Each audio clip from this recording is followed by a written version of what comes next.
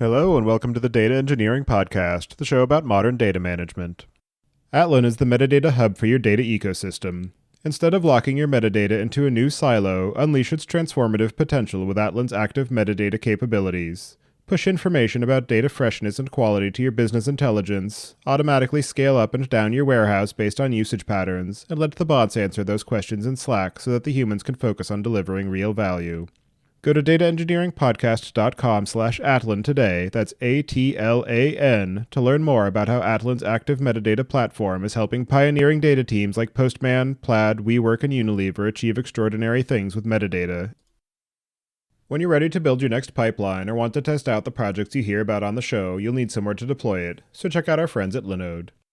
With their new managed database service, you can launch a production-ready MySQL, Postgres, or MongoDB cluster in minutes, with automated backups, 40 gigabit connections from your application hosts, and high-throughput SSDs. Go to dataengineeringpodcast.com/Linode today and get a $100 credit to launch a database, create a Kubernetes cluster, or take advantage of all of their other services. And don't forget to thank them for their continued support of this show. Your host is Tobias Macy, and today I'm interviewing Adrian Kosowski about Pathway, an AI-powered database and streaming framework used for analyzing and optimizing supply chains and logistics in real time. So, Adrian, can you start by introducing yourself? Hello, Tobias. It's a pleasure to be here. I'm Adrian Kosowski. I'm the product owner at Pathway. I'm one of the co-founders of a company that brings, as you say, intelligent database and stream processing to the enterprise. My background is in computer science. I did my PhD in optimization and distributed algorithms. Did a lot of practical things along the way. Co-founded one of the largest programming communities for training in competitive programming called spoj.com before founding Pathway. And do you remember how you first got started working in data? I guess it was through data science, through academia. I worked on a couple of crazy projects. Once I joined some colleagues who were studying collective ant behavior, and this was pretty fascinating. And I guess it was like 15 years back or more.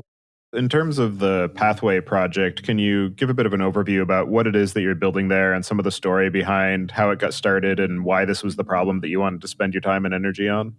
The story of Pathway started in 2019.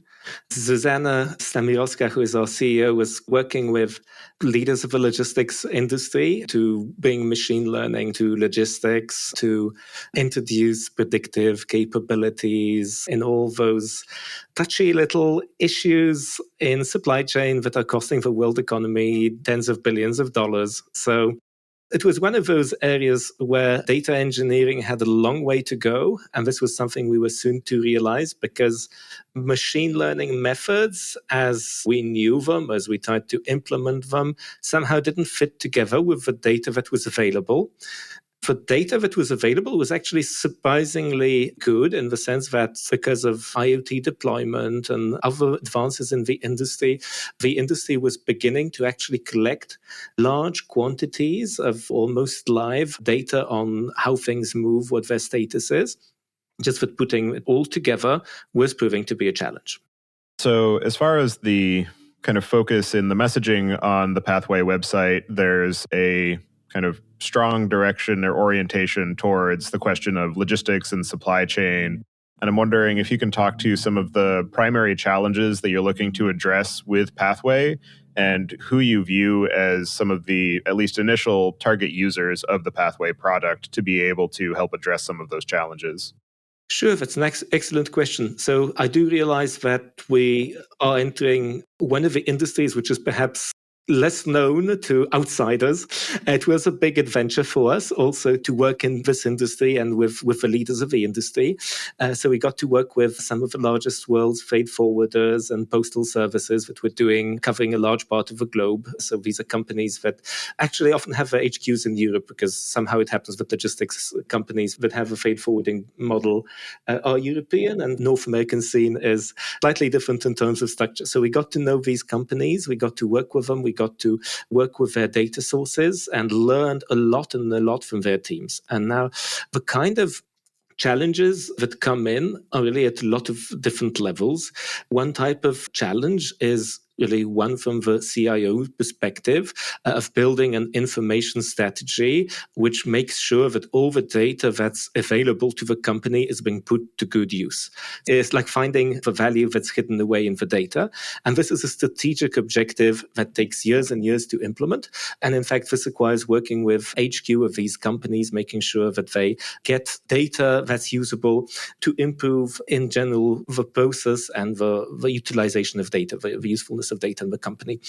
It's a major challenge for multiple reasons. One is that many logistics companies grew through acquisitions. Acquisitions means putting together different IT systems, modeling operations often in different countries or in different states or regions, which are quite diverse, and also putting together business processes which are diverse. And now having one cap on top of all the operations is really the CIO's dream. And then there are more operational people who have direct challenges at hand, like not knowing where their cargo is, not knowing where their cargo will arrive, not knowing in what condition it will arrive, and not knowing when to expect what, basically. So these are the things that we see all the time. In fact, a lot of challenges are really related to this issue of the data that is specific to the logistics and supply chain industry sector. There's a lot of fragmentation, not only inside the organization, but also when working with outside data sources. The quality of data that is being used is of, let's say, it varies a lot. Also, different subcontractors, different partners use different business standards, and putting it all together is a challenge. We decided to some extent that, at least for us as a small team with about 10 people, if we wanted to make a difference, we needed to focus on data that could be processed somehow automatically. And that's why for us, from the beginning, IoT data sources were one of the main data sources that we were using and on which we were focusing. IoT data accompanies shipments, accompanies things that move. So you get end-to-end tracking, for example, of your parcel that is being delivered or of your container that's being transported from one depot to another depot in a different country on a different continent. So somehow this means that we are swapping around one challenge, which is data integration, for another challenge, which is making sense of lots and lots of noisy GPS traces and other sorts of event streams that are coming in. So we found ourselves with a challenge which was very much about real-time machine learning on live data streams. As far as those data sources that you're working with, you mentioned that it's primarily IoT. I'm curious if you can characterize some of the kind of velocity and the size of the individual data units and some of the complexities associated with being able to kind of do some kind of in-flight data cleaning where maybe you have a tracker that is, not transmitting at the appropriate resolutions or, time spans or, confusion in terms of which tracker ID is on which shipment and or, duplicate tracker IDs because maybe there was a collision in serial numbers from different manufacturers or just some of those questions of like the source data that you're working with and being able to translate from this is the messy real world to here is an effective model to understand, from a logical standpoint, what's happening. This is actually an amazing question because you've actually started giving the answer. The answer is really that there are a number of different factors, of different approaches that can be used when filtering and putting the data together. So the first point, which is super important, is that the data coming in from different trackers needs to be analyzed all together in aggregation. This is something that is quite new from a technology perspective. Typically, if you're working with, let's say, a time series, you're working with a time series. Here, you need to analyze multiple event streams, multiple data series at a time. And these are like time series, but also have this geographical component of things moving around. We call it like spatiotemporal data. So we're doing an analysis of multiple spatiotemporal event streams at the same time. The scale of the data is such that it gets big.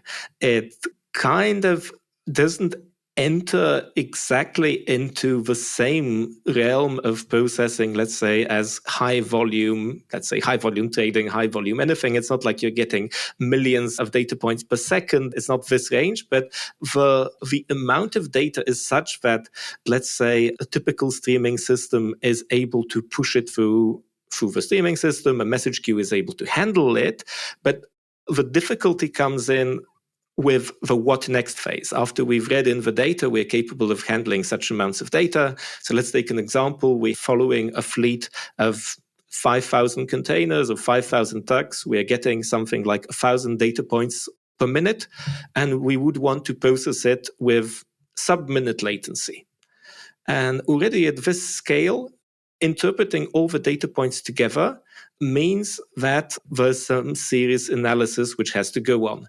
And this is iterative process in which there are a number of different algorithms, machine learning approaches, which need to be put together with business rules of the sort that you also referred to, like understanding that if one place suddenly moves by 100 kilometers or moves back or gets two tackers stick together, this has some kind of meaning. If they stay apart, this has some meaning. So this is a process in which we start building a vision of the whole system at a time. We take all the event streams at a time, we process them together, and we clean this vision. We improve it as we go along.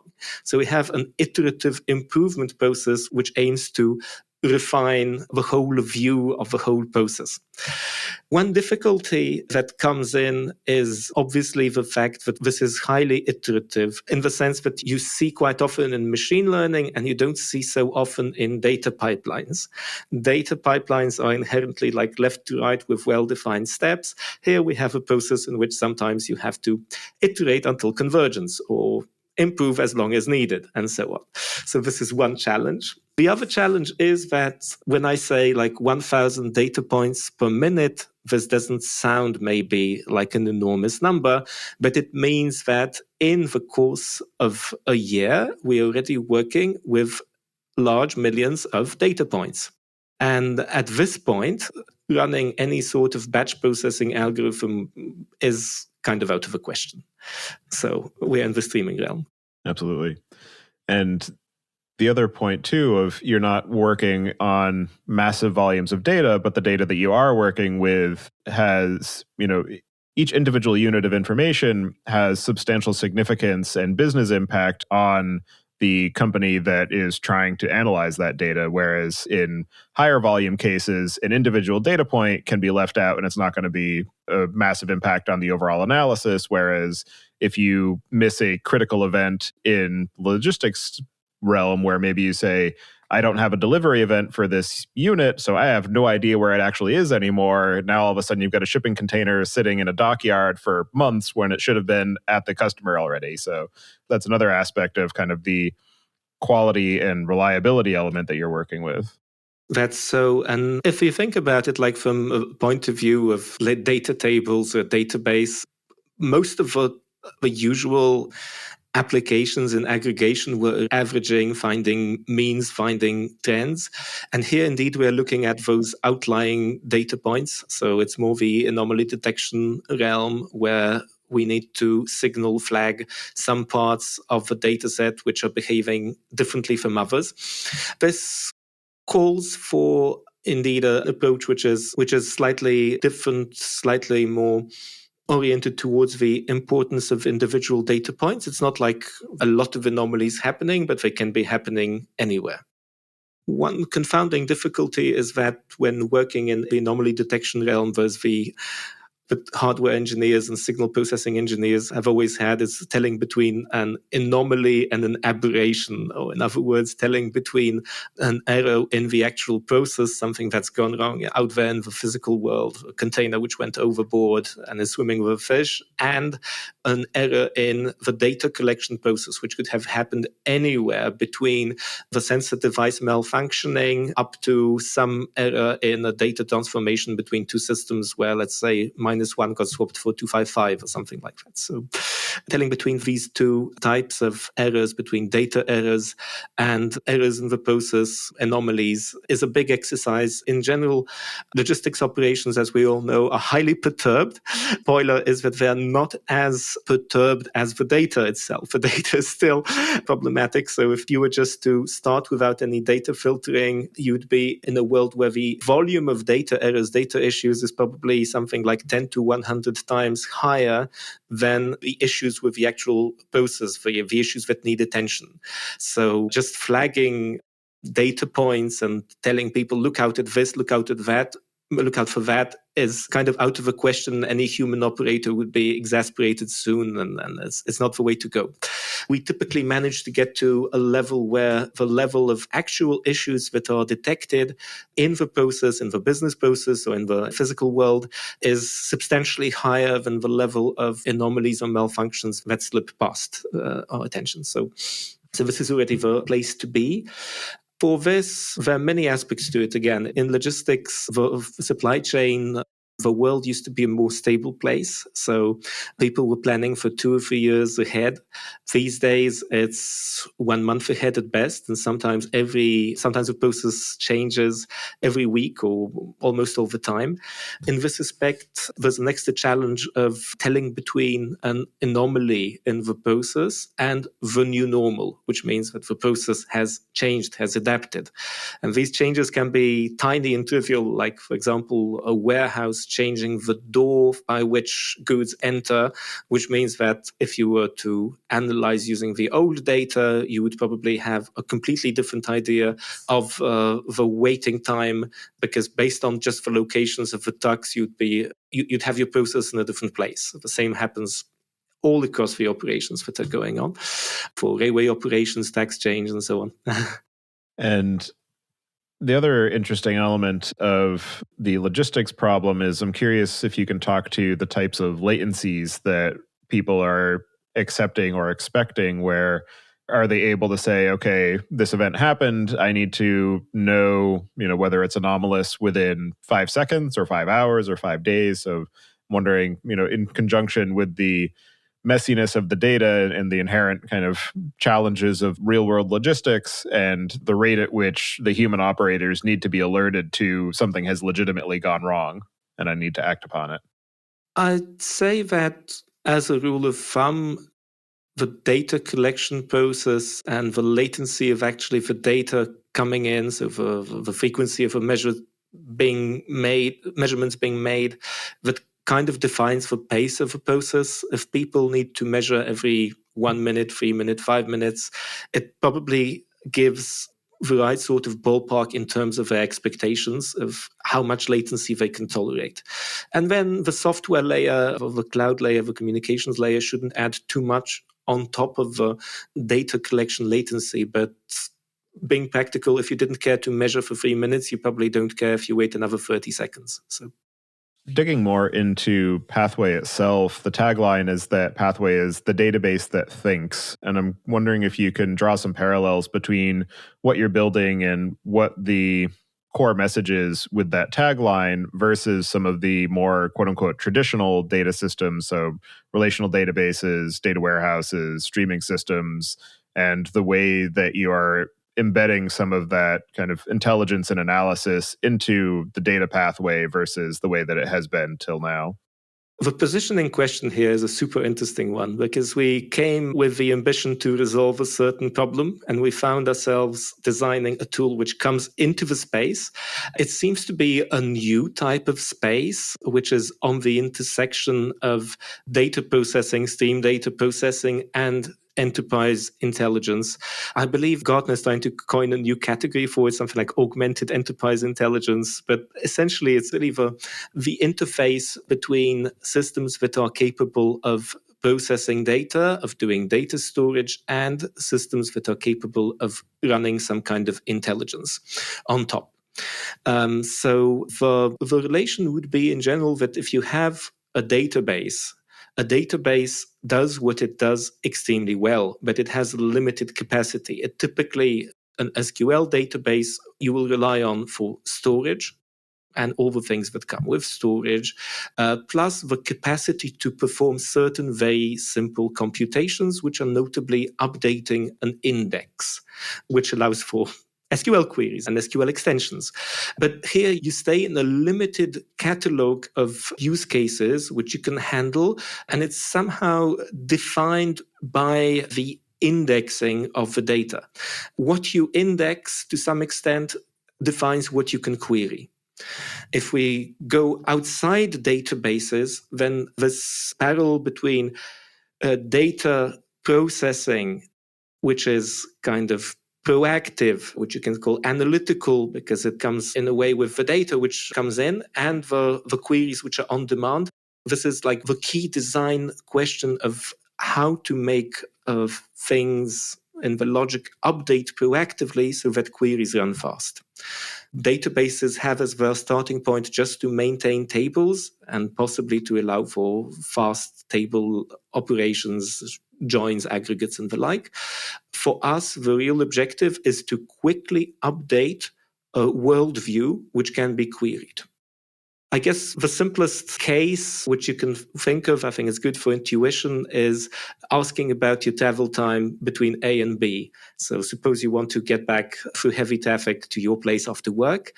And the question is which route choose and how long will it take given the current traffic conditions. So this type of ETA system that gives you the ability to quickly query for travel time and choose routes based on updating conditions is an example of such a system in which you want to do some of the work behind the scenes as new traffic information arrives, to do recomputation to update the view of the whole system, and a part of the work at query time, but these queries should be super light. So to some extent, this defines what we see as a modern data product or a data as a product. That data comes into the system, it is raw, it needs to be cleaned, filtered, processed, and kind of intelligence layer is built up on top of the data as it arrives. And then at the end, the outcome is some beautiful data models and beautiful worldview, we can call it, which can be interrogated, which can be queried. And at this point, we start to offer a service where data queries can be run on demand to extract the valuable information from the data. So here we are in the realm of business intelligence, of having dashboards which query the world model, which provide this information in the most usable way possible, and which are much, much lighter in terms of computation. We had this in mind when structuring the programming framework, which is behind Pathway, to enable these two types of use. So pushing data in a smart way through the system, that is the pipeline part, and also offering the ability to query data which has already been processed by the system. Prefect is the data flow automation platform for the modern data stack, empowering data practitioners to build, run, and monitor robust pipelines at scale. Guided by the principle that the orchestrator shouldn't get in your way, Prefect is the only tool of its kind to offer the flexibility to write workflows as code. Prefect specializes in gluing together the disparate pieces of a pipeline and integrating with modern distributed compute libraries to bring power where you need it, when you need it. Trusted by thousands of organizations and supported by over 20,000 community members, Prefect powers over 100 million business-critical tasks a month. For more information on Prefect, go to dataengineeringpodcast.com/prefect today. That's PREFECT. In terms of the intelligence aspect, or the kind of quote-unquote thinking part of Pathway, obviously you have focused the kind of core efforts on this question of logistics and supply chain, and I'm wondering what are the ways that you have built in adaptability to the kind of logic engine of Pathway to allow for being able to customize business rules, being able to adapt to different problem domains or industries so that it's not just something that is tied specifically to logistics, but is able to be generalized more broadly to questions of applying business rules to event data as it arrives, and then being able to query on the resultant structures? This is an excellent question, Travis, again. And I see it as, I'd say we've built a system which meets certain specifications in terms of the flavor of the data it likes to work with. By flavor, I would mean the data size that it typically works with. So we have event streams of thousands of data points, up to thousands of data points per second, the ability to perform scalable data processing across multiple machines, to run the intelligence on top of the data. And now for the type of data, we are working mostly with data that can be fitted into tables. This is a design assumption. The word table is like a keyword. You can think of it as a table as you would know it in other technologies, in databases, or in anything related that uses data frames. This is like a notion of a table. One thing that's super important for us is that tables can link to other tables. Again, if you're familiar with databases, the concept of a key, foreign key or something like this is not something super, let's say, out of the ordinary. However, we exploit this capacity to be able to build pointers and write logic using data structures which rely on pointers. So if you happen to go back to like data structures 101, there are all those data structures like trees, lists, graphs that rely on pointers. So we're particularly well suited to working with graph data that can be like has a network nature, time-changing graph data, time series, automata, and the like. So this is like the flavor of data that comes in. It comes up a lot, of course, in the industry which we started out with in supply chain, but the same flavor of data is visible in other areas as well. I have a network science background, so I guess I've been following over the years all the different industries where this comes in terms of, for example, working with data in marketing, online, offline marketing, networks which come in, let's say, in fraud detection, anomaly detection, and lots of other contexts where there's a mix of data which needs structuring, for example, multiple time series which can be structured in such a way that similarities between them become apparent. Even if the data being fed into the system does not have graphs somehow encoded in it, these graphs will often appear. For example, when you're building a recommender system, you will want to cluster together, let's say, people, clients, profiles that are somehow similar. And these edges, these connections, these similarities start to appear in the data in the way you want to process it.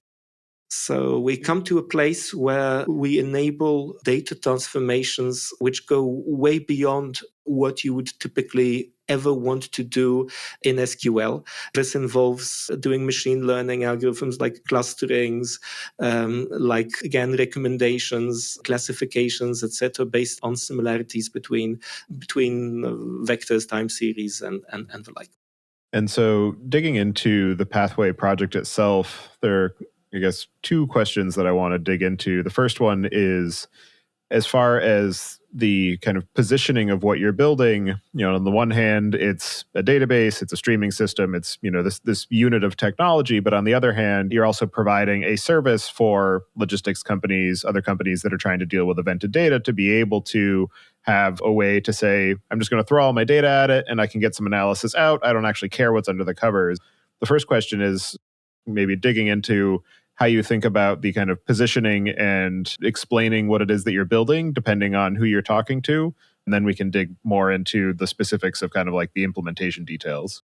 So first of all, we see ourselves, like when talking to developers, and I guess most of the audience will take this perspective, we see ourselves as a framework for building data products, a framework for building smart data products, which are reactive, real-time, and smart in the sense that they allow elements of machine learning to be present in the data product.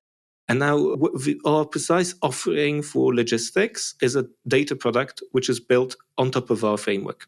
So in some sense, you can say that we worked ground up to build the technology needed to deliver what our clients needed. As it turned out, the major challenge was really working out this framework, which would be able to process real-time data updates and update for the worldview, for the business intelligence data model in such a way that handling data updates becomes less of a pain or actually no pain. So we were so tired of working with data updates when working on proof of concept projects at the beginning that we decided that this is not the way to go. For larger deployments, we went for a programming framework in which you can forget about data updates. That is, you model all the logic, all the business rules as if the world was static, as if you had all the data available, as if you were working with data tables. You model it in Python using a syntax which is kind of familiar to anybody familiar, let's say, with Pandas or with PySpark or similar data processing technologies. And then the data processing engine goes from there, that is, makes sure that the Python program defined in this framework is executed properly in a scalable way on real-time data streams. As far as the kind of deployment and kind of packaging and management question, the fact that you're allowing end users to be able to supply arbitrary logic with unknown dependencies, that's always an interesting problem to dig into and understand how you're thinking about the kind of security and scalability and reliability aspects where, depending on how somebody write their code, it introduces the question of the halting problem of, I don't know if this is ever going to resolve or ever going to stop. Maybe this is just going to, sit in an infinite loop and consume all the CPU, and just being able to address some of those questions of how to manage user submitted code in a way that your system remains stable, but at the same time also provides insight to the person who's trying to do the development of, what their kind of resource consumption is, what their scalability options are, and just that overall challenge of dealing with user submitted code. I guess I would start by talking a little bit about the challenges that come in with reactive or incremental data processing. So one is that at a very high level, at the level at which the logic of the data products built with Pathway is designed, the control flow is data independent. This means it can be adapted. The bricks that are being used are arranged in a certain pattern. You see from this pattern that it makes sense, that it offers a certain flow of data. Again, the simplest case is when you're working with a DAG, a directed acyclic graph. This is something that anybody used to data orchestration is probably used to, that things just flow. Here we have some subtleties in that individual bricks may be looped and executed in iteration. However, this is controlled in a way. There's no such a thing as go-to. There's no branching condition at a very high level which would affect the flow of data through the system. Branching is possible, but only within these super small bricks that manipulate individual data rows. So at this level, there are some safeguards which prevent users from shooting themselves in the foot too much. I would say that in our experience, actually, the main focus, the main area where there's some novelty involved in terms of best practices and principles to adopt is how to avoid code which is efficient for a static system, but inefficient in real time. So code which would require a full recomputation of everything from the beginning every time a new data point arrives. This is like a hidden issue that comes on top of all the other known issues that you've mentioned too, related to security, deployment, scaling, and the like. So this is one that we're handling for the most of the time. We're handling it by encapsulating certain procedures, especially in machine learning, certain models in a standard library, which is safe to use in the sense that these are procedures which have been thought in such a way that they will not explode in terms of type complexity, will not bog down the system too much. This is a general overview, maybe just two aspects. One aspect is scaling. Resharding this sort of system is a bother. So typically, the best strategy is to work in a kind of setting where data streams set for pace. If you are in this lucky world where you are collecting data points regularly all through the day, let's say you are measuring something through IoT or anything like that, the pace of the data arriving is what defines how much scalability you need in the system. So this is kind of a comfortable situation because it gives you days or weeks to actually plan in advance the size of the deployment. And if well thought out, this is something you don't need to touch for months or even years. This is one thing to look at. Maybe I guess the kind of design challenge that we encountered and we believe we've overcome with our framework is to provide a way for the system to grow with time, because the lifetime of an execution of a deployment of this type of system is very, very long. So you can imagine that the system is running the same logic. It's working over time for months or even longer, years. And in the meantime, updates appear for input data model and the code that's being used to process. So the system has to have this ability to allow new logic, new structures to go on top of existing structures. Obviously, you don't want to do a schema swap, but you want to do a kind of schema extension and a logical extension to make the new build on top of the old, of like civilization builds on top of itself. And this way you get a system which works over time and which does not lead to data inconsistencies. It just builds new layers on top of itself as it goes. Same is recommended actually for user code to add new code as an extension of previous code through inheritance or something like this, not to touch the existing logic, but just to build new logic on top. As far as the kind of user experience of somebody who is using Pathway and building their own business logic or anomaly detections or, their own kind of AI capabilities and wanting to embed that into their data flows, I'm wondering if you can talk to some of the primitives that you've built in to be able to simplify some of that operation and just the overall process of being able to integrate Pathway into an existing data system and being able to build some of these data products on top of it. In terms of the way Pathway works, the primitives that are available are related to table transformation. So the basic building brick is a transformer. Call it a transformer. It's something that takes a certain number of table arguments and converts it into another table. I say table in the meaning of the data structure. Of course, the data that's living inside the table may represent a graph or a time series. This is all good. Then transformers can be built up, expanded to build other transformers. There are a number of transformers which are like basic operations, which are coded, and these are the usual suspects like joins, certain aggregates, certain other more complex operations like find the first element which has a certain property and follows, etc., etc. So there are a number of this is really a relatively small catalog, and with this one we try to adhere to the best known operations and most frequently used operations for anyone working with data frames. So these are like the primitives. On top of this, there are the primitives that can be used to describe row operations. So operations that are row-centric to describe business logic from the perspective of a single data row, rather as in an object relational mapping, an ORM user could define or describe fields by referencing other fields.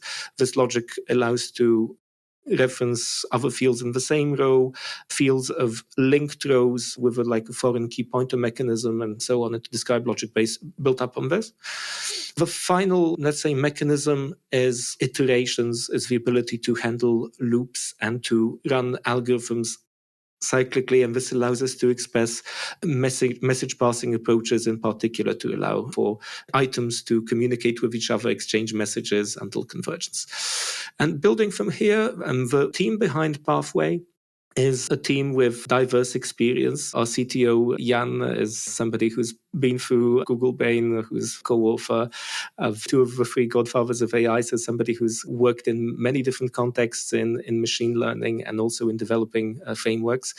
A lot of the inspirations are taken from the best frameworks that are used in deep learning. I'd say we are closest to PyTorch in this sense, in terms of how the logic underneath goes, but there are other inspirations. So one of the co-authors of TensorFlow is our business angel as well. So a small world, and I guess we are trying to inherit the best concepts here.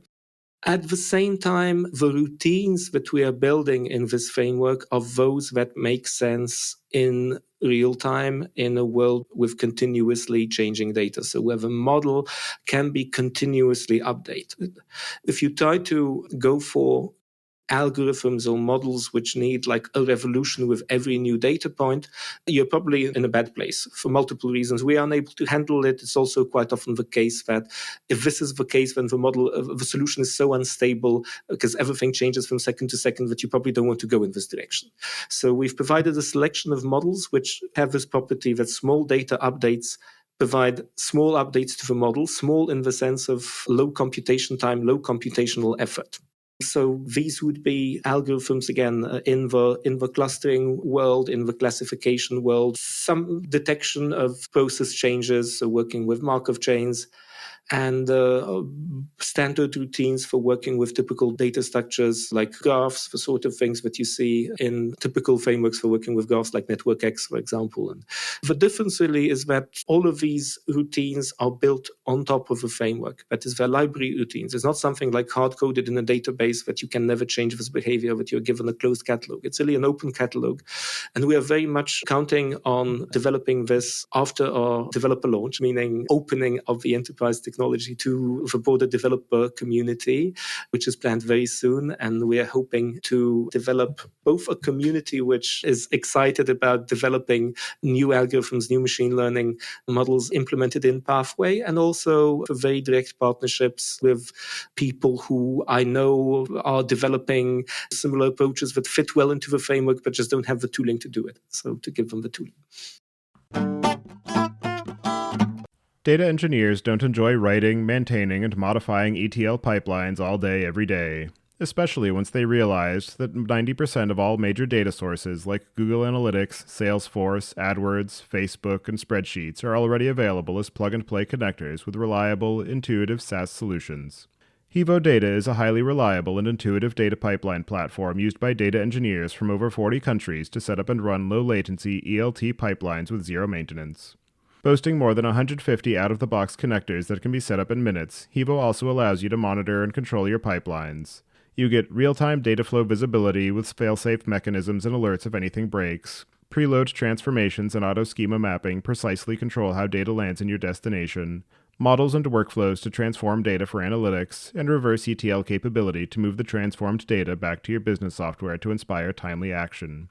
All of this, plus its transparent pricing and 24/7 live support, makes it consistently voted by users as the leader in the data pipeline category on review platforms like G2. Go to dataengineeringpodcast.com/HevoData today and sign up for a free 14-day trial that also comes with 24/7 support.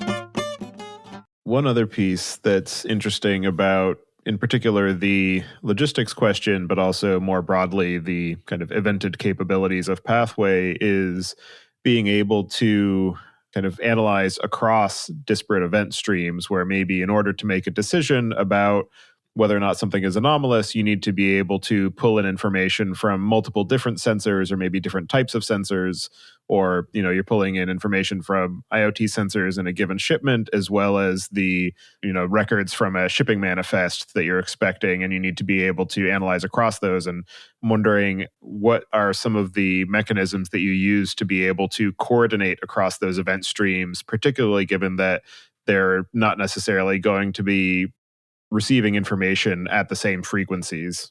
Yeah, so absolutely. The kind of challenge that you mentioned is a very real one, and it's one we've tackled in Pathway.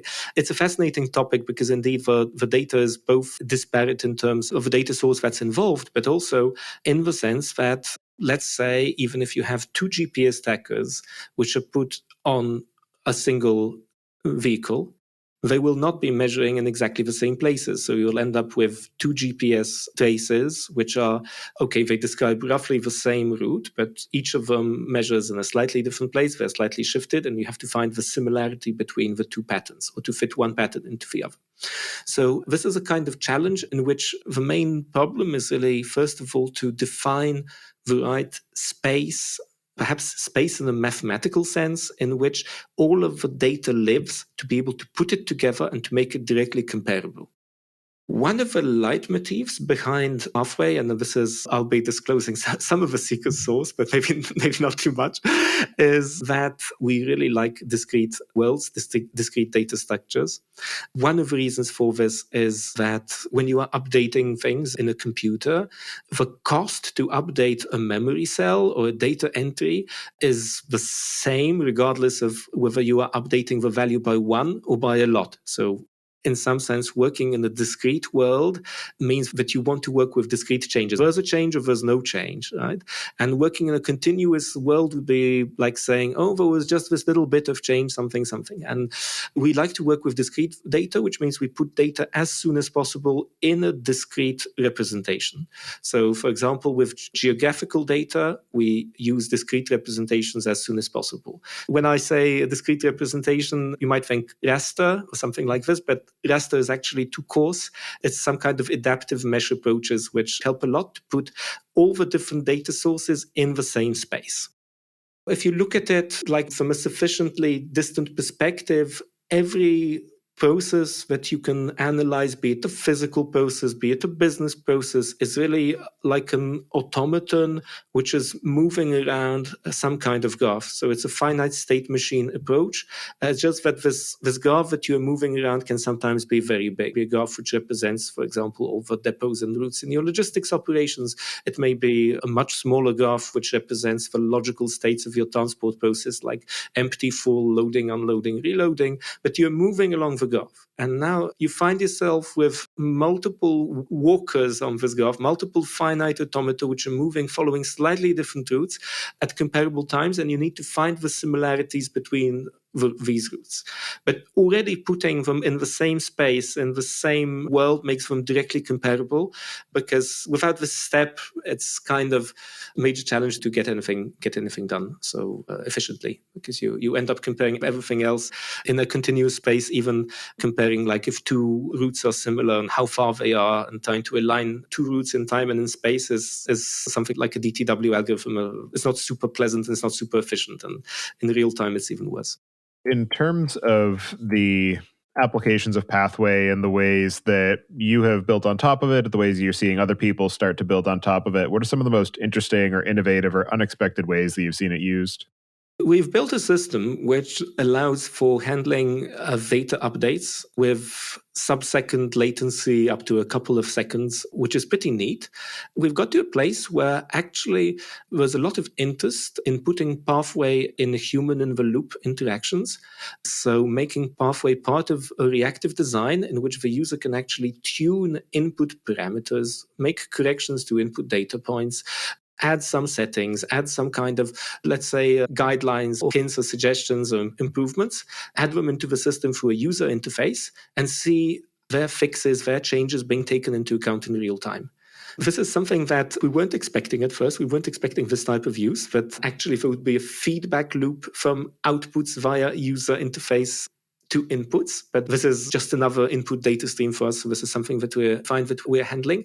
And it opens up a lot of possibilities for reactive work. For example, a user who is doing, let's say, some kind of planning and supply chain, resource allocation, something like this, changes one slider, wants to change safety stock levels. And the system recomputes, let's say, predictions based on the changed input without doing a full recomputation. So it just does the necessary work to take into account the user input. We find ourselves in a place where we're doing end-to-end data products, starting from raw upstream data, which is coming in through some results of data orchestration, this live data coming into the system, up to downstream use, which involves both other enterprise systems and users who are put in there. As far as the kind of broader usage of Pathway within a data platform or a data system, what are some of the interfaces and extension points that you're offering for people to be able to embed Pathway into an existing event stream, or being able to incorporate Pathway into the kind of data product or analytical processes of an organization? The idea is that Pathway is Python inside, but friendly outside. SQL, APIs, anything that works well outside is supported here. The data sources that we work with are primarily data streams.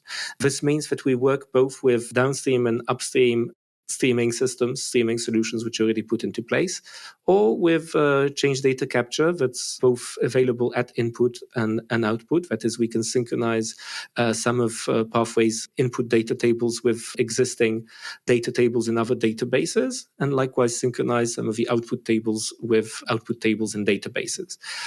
Apart from this, Pathway has this query capacity, on-demand computation capacity, which is more readily accessible through API. The two different paradigms which we support. One is direct requests, so direct queries like get me some computation on certain tables. The other one is a bit more subtle. It goes through processing of request streams. So you can take an input data table, which is called requests, and there you insert the queries that you want Pathway to process, and you get an output data table, which is somehow joinable to the input requests and which contains the answers to these requests. So these two, let's say, paradigms are supported. And after that, the use, well, essentially, if a system is intended to work in real time, then everything should be real time. That is, as soon as you put the first non-real time component, everything that's affected by this component will be non-real time. So essentially, it's up to data engineers largely to choose which sources of data are mission critical, which should pass like through streaming mode end to end. And if there are some inputs which arrive with a delay, let's say weather forecast arrives in batch mode, which is, let's say, refreshed every 30 minutes or 1 hour, it's not a big deal. However, this is just auxiliary data which can be refreshed once in a while. So essentially integrating with batch pipelines needs some care and needs some thought how to make sure that the system is still performing at its full capacity. As you have been working on Pathway and building out this product, what are some of the most interesting or unexpected or challenging lessons that you've learned along the way? I'd say the most fascinating ones are always related to complexities in organizations in data. We started out just hoping to get a specific data product done, and we found ourselves needing to do a lot of input in the engineering layer just to compensate for certain, let's say, missing aspects of existing frameworks. So to some extent, we found ourselves doing a lot of modeling around what data is, how to define algorithms, how to define machine learning, and so on, just to make it work in this ever-changing data settings. The biggest surprise for us was really understanding the difficulties behind making machine learning algorithms reactive, adaptive, and making sure they work. Also understanding which machine learning algorithms have this potential to be put into place in such systems and which don't. So if your starting position is such that you don't have any predictions or basically raw data analysis gives you a mess, you are happy to take a prediction system which doesn't get 99% quality, but 95% quality or even 90% if you are able to put it into place fast, if it works, if it gives you the predictions when you need them and not a day late. So we found that like the main challenge was really finding the sweet spot between speed and quality. And we found that probably speed was the more neglected one in existing solutions. As a kind of broader question, I'm wondering what you see as some of the potential role for machine learning in the space of data engineering, data cleaning, building kind of internal data products rather than just ML being the product as we continue to kind of improve the operational capabilities for being able to build and deploy and maintain these ML systems as a kind of operational concern. I'd say that like an immediate and fascinating space is actually using machine learning to improve the space as such in all the tooling which improves, let's say, the reliability of systems, the resource use, etc., the telemetry analytics behind deployments, behind data engineering. This is something that benefits, and I see a lot of activity around in terms of startups that are trying to improve the quality of data engineering outcomes by applying machine learning. So it's machine learning of a completely different kind that comes in from outside and just suggests certain improvement to the way things work, specifically in terms of reducing hardware costs and improving hardware usage. So this is like an immediate area which I would say has more than high potential. It's happening. So this is like one aspect. And the other aspect, which is super fascinating, is making data engineers embrace machine learning. So making data engineers put machine learning on the data that is being processed. Evangelization work, which still remains to be done in the sense that there's still a certain divide between systems which move data around and systems which process the data. That is a divide which comes in at multiple levels, both at the level of architecture where there's an effort to make some data engineering processes stateless, to have architectures which are stateless. And then on the other side, there's this churning of heavy data loads on clusters, which run perhaps, I don't know, overnight or something like this using machine learning. So there's a divide in terms of for way things are deployed. There's a division in terms of roles. So there's a separation between data scientists and data engineers. I clearly see there's more and more interest for these roles to somehow go a bit out of their way to reach in. But there are certain barriers, let's say, in terms of separations of the tooling that's available to the different parties. So essentially, as a data engineer, I would probably find myself wanting to use similar tools to do SQL joins as to be able to do a machine learning transformation. One of the showcases that we're doing for Pathway is actually a fuzzy join showcase. We believe a fuzzy join is when your keys don't match exactly, but they almost match. So a fuzzy join already needs some machine learning element to it. And now, as a data engineer, for me, I mean, it would make sense to have fuzzy join and join in the same way, in the same pipelines. But no, because the tooling is just not there to support one or the other interchangeably. So I'd say that penetrating this divide is really the main adoption challenge for more machine learning and data processing. Absolutely. The entire practice of data engineering is supposed to be deterministic and reliable, and I know exactly what's happening. And if you start putting machine learning in the mix, then all of a sudden it becomes non-deterministic of, I think I know what's happening. It's definitely an interesting barrier to get across of trying to get data engineers comfortable with some of the uncertainty that's inherent in working with data and being able to cede some of that control to some of these statistical processes. I guess it's a question of finding a place to meet. Absolutely. And indeed, there's shades of gray. There's a place where, for example, machine learning is not fully predictable to the human, but always works in the same way. So if you replicate, let's say, the data stream in the same order, you will get the same machine learning outcomes. This is already a big help because you have this kind of predictability of operations, which already puts people a bit more at ease if they can be sure that failed and a successful, let's say, run of a given batch job. Just a fun anecdote that when we were building our machine learning logic in Pathway for one of our showcases, one of our key developers pointed out a fun fact that they were doing routines for machine learning, and our routines were like super predictable, explainable, and always worked the same way. But there was one place where we were calling an external service via REST API. And this service via REST API was also predictable in practice, in principle, but sometimes it could fail. I mean, it could come back with 500 error status, or just HTTP timeout, whatever. And at this point, having this lack of certainty as to an external service which was being integrated was actually a bigger engineering challenge than putting our algorithms, under control. So every space has its flavors in terms of unpredictability. Absolutely, yeah. That's why reliability engineering is becoming its own practice.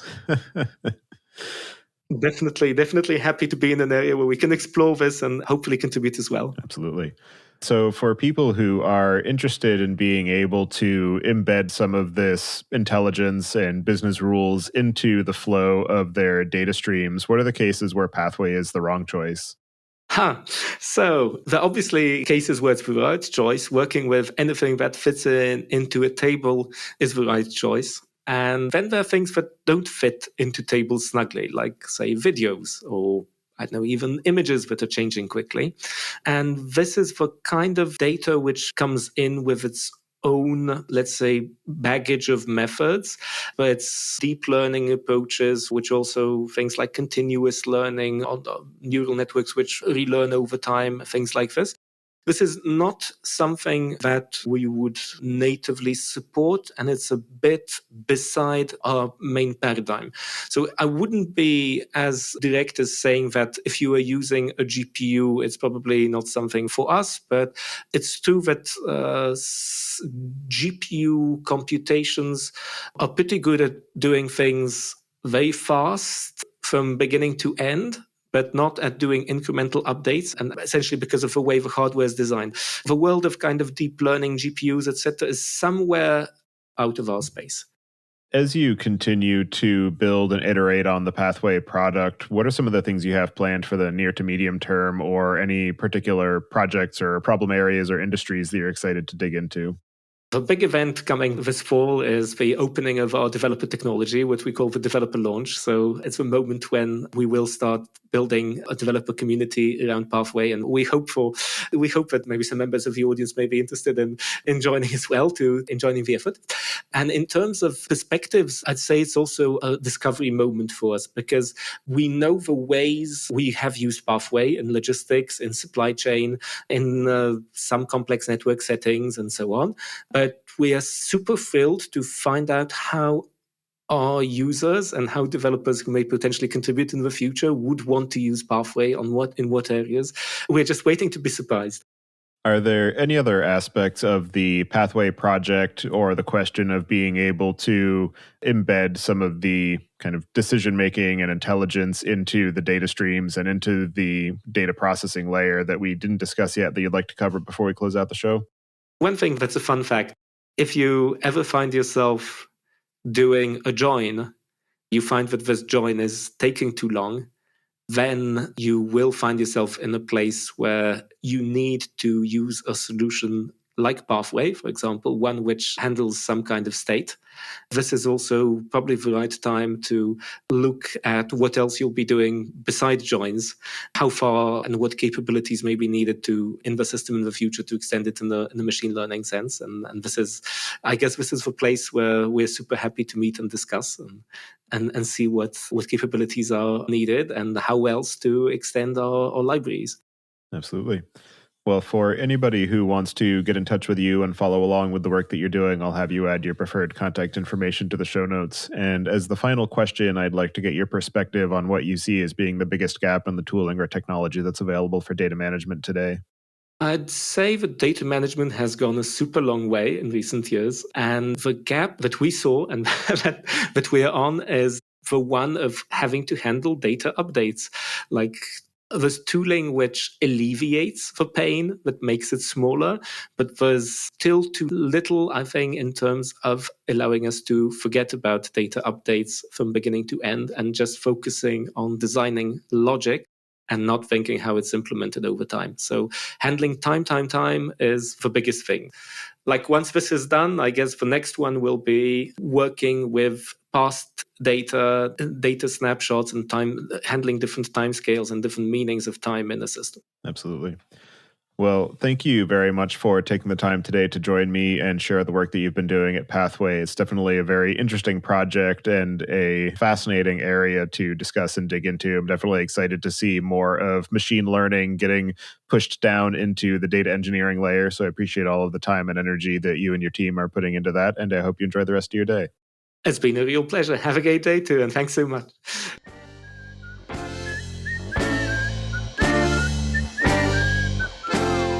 Thank you for listening. Don't forget to check out our other shows, Podcast.init, which covers the Python language, its community, and the innovative ways it is being used, and the Machine Learning Podcast, which helps you go from idea to production with machine learning. Visit the site at dataengineeringpodcast.com to subscribe to the show, sign up for the mailing list, and read the show notes. And if you've learned something or tried out a project from the show, then tell us about it. Email hosts at dataengineeringpodcast.com with your story. And to help other people find the show, please leave a review on Apple Podcasts and tell your friends and coworkers.